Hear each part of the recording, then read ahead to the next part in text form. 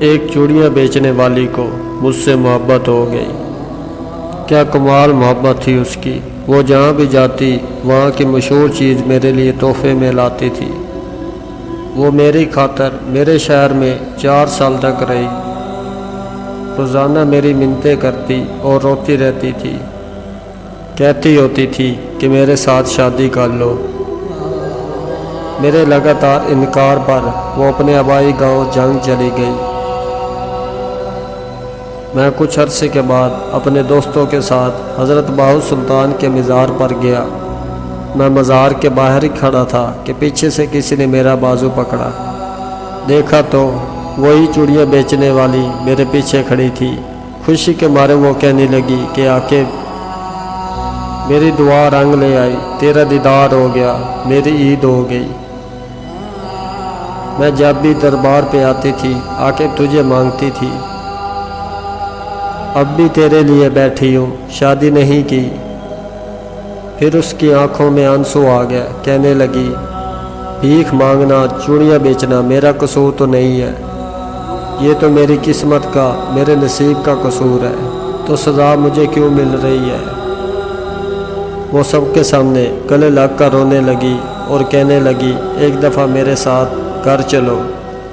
میرے پاؤں پکڑ لیے، سب لوگ دیکھ رہے تھے، میری بہت بے عزتی ہوئی، لوگوں کا مجمع لگ گیا۔ دوستوں نے بولا چلو ایک دفعہ ہو آتے ہیں، میں نے ہاں کر دی تو وہ بھاگ کر گاڑی میں بیٹھ گئی۔ اس کا گھر 50 کلومیٹر دور تھا، وہ سارے راستے بہت خوش تھی۔ ہم اس کے گاؤں پہنچ گئے، وہاں سب کے گھر کچے تھے لیکن صفائی پکے گھروں سے بھی زیادہ تھی۔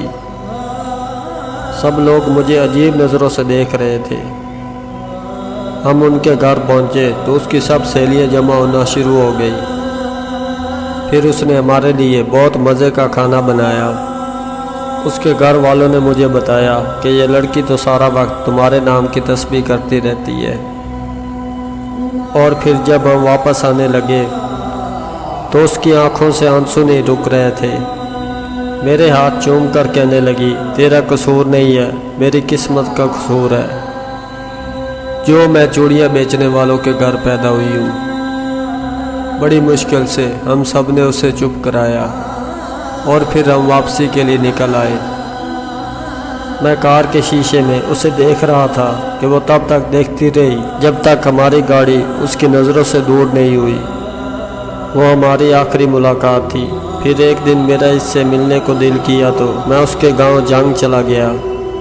اس کے گھر والوں نے بتایا کہ تمہارے جانے کے بعد وہ بہت بیمار پڑ گئی تھی، کھانا پینا ہنسنا سب چھوڑ گئی تھی اور ایک دن اس کی موت ہو گئی۔